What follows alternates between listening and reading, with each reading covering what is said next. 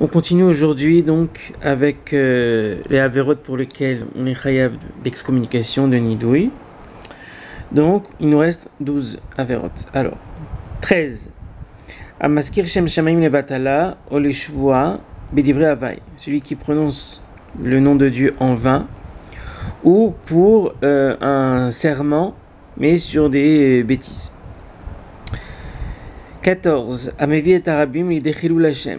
Celui qui amène les gens à faire du Chilou Lachem. 15. Amevi et Arabim Lidé Achilat Kodashim Bachutz. Celui qui entraîne le fait que les gens vont manger donc des korbanot Bachutz en dehors de Yerushalayim s'il s'agit de Kodashim Kalim. 16. Comme vous savez, donc, il y a tout un calcul pour savoir quel mois sera, quelle année sera Meouveret, etc. Et donc, celui qui fait tous ces calculs-là en Chutz Laaretz est Chayav Nidoui. Il faut les faire en Eretz Israël. Et il faut être kové, il faut fixer donc quelle année sera Meouveret en Eretz Israël. Amarchil et Taïver. Celui, donc 17, Amarchil et Taïver, celui qui met une embûche devant un aveugle.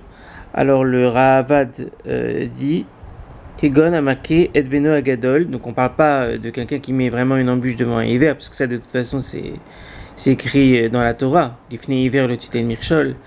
On parle de par exemple quelqu'un qui frappe son fils alors qu'il est grand.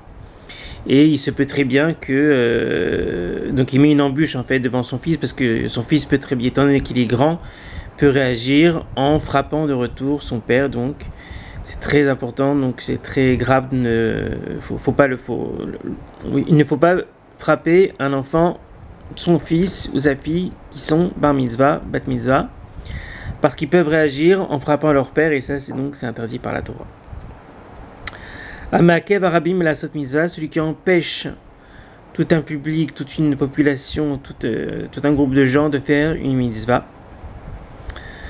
19. Tabar Sheyatsa Trefa Mitachat Yado, un boucher,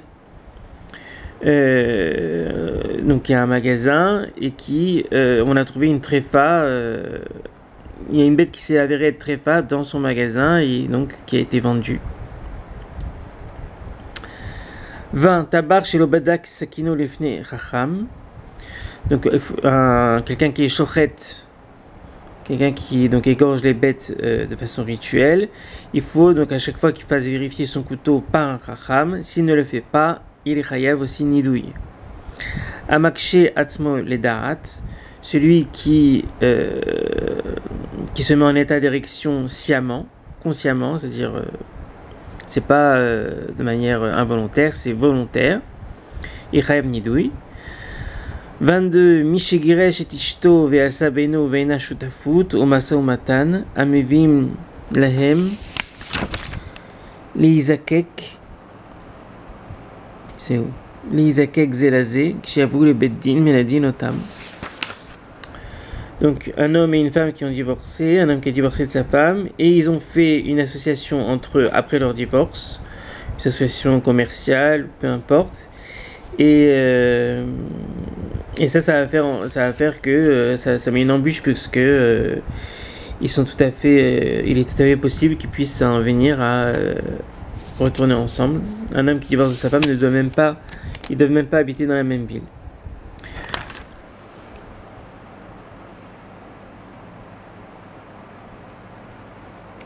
Donc, voilà. 23.